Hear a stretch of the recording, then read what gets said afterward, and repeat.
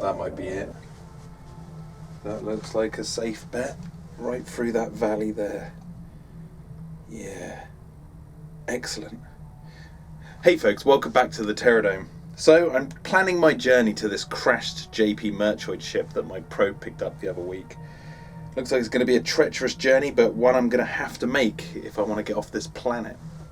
Who knows what supplies they might have to help me fix this ship and get off this ice planet once and for all. Anyway, let's talk about Dylan from Alien 3. Have you ever wondered how he knew the other prisoners were going to attack Ripley? No? Well, neither did I. For years I assumed that he knew they might do something like this and he just caught them in the act and decided to stop them at the last minute. However, I've recently discovered a bunch of subtle details that show that this film is actually more competently made than its troubled production would lead you to believe. And something that also makes the character David way more sympathetic. I've made a little video on it, so enjoy. Well, actually, I could go this route, so...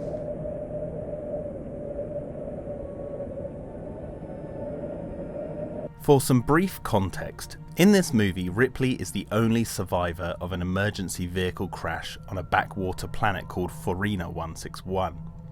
This planet is a double-wide chromosome correctional work facility housing a large group of prisoners, some of the worst criminals humankind has to offer. However, these prisoners have found faith and have all taken a vow of celibacy, something that is tested with the arrival of Ripley. None of them have seen a woman in years. Neither have I, for that matter. Early in the movie, and after a sad funeral for her dead shipmates, Ripley enters the busy mess hall to eat, putting herself in danger against the advice of Lieutenant Andrews, who warned her of the danger these prisoners possessed. To no surprise, all the prisoners are shocked to see her there. She decides to sit at Dylan's table, the leader of the prisoners. She sits between the characters Junior, who has a tear tattoo just next to his eye, and Gregor, who is smoking. Opposite are Dylan and David. These are Dylan's closest and most trusted men, a detail which I had not noticed until recently because there's no dialogue explaining it. To know this detail, one must follow the movements and placement of these characters with Dylan.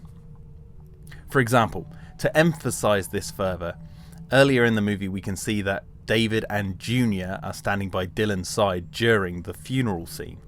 And later, Junior and Gregor are seen with Dylan when they send Boggs, Rains and Gollick out on their survey job.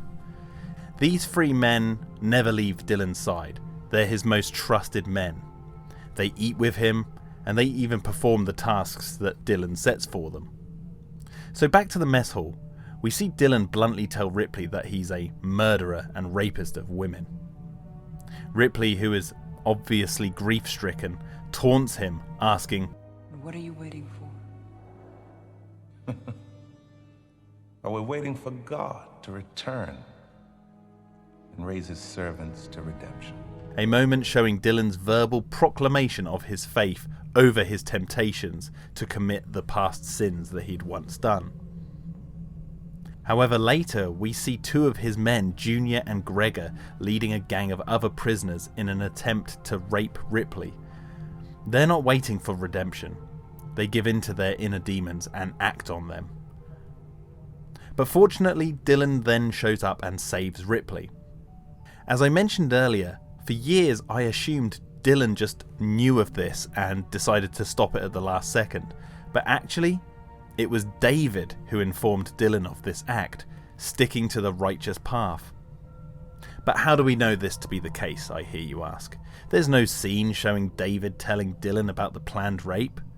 Well, later during the scene where Dylan is yelling at everyone for falling for temptations, we can see Junior and Gregor have actually been outcast from Dylan's circle. David actually remains by his side, and the character Morse has been promoted to sit at Dylan's table. Isn't that neat? And go David for not giving in to temptation. We got murder, we got rape, we got brothers in trouble. I don't want no more bullshit around here. And we got problems, we stand together. Yes, thank you, Mr. Dillon. Hello there, Editing Jack here, just to pause the video to say that it might also have been Morse who informed Dillon of this act by Gregor and Junior to rape Ripley, and that's why he gets promoted to the table. David might have actually not known anything about this, so it's a possibility that Morse told Dillon, and a piece of evidence actually to back this up is there is a scene really early on in the film when they find out Ripley is there on the planet, and the first person to bring up the fact that they've all taken a vow of celibacy is Morse. So just thought I'd add that in there at the last second, and I will continue with the video now. I want to say that I've taken a vow of celibacy. That also includes women. We've all taken a vow! But to follow up on this story thread, during a failed attempt to capture the alien which has snuck onto the planet, Gregor is badly burnt. Ripley comes to help, and there is a moment between Junior and Ripley. Despite his attempt to rape her, she still helps them. I get the sense from Junior's expression that he feels absolute shame for his actions, and rightly so. Because right after this moment, he would actually find a form of redemption by being the first to willingly sacrifice himself to capture the alien.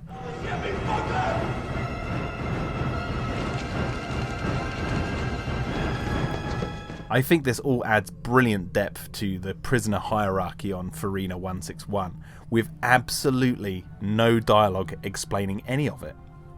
I mean, there are a ton of deleted scenes and never before seen footage for this movie hidden in vaults, I'm sure, because obviously we had the assembly cut come out and we got to see an entirely different version of the movie, so I'm sure there's still more we've yet to see.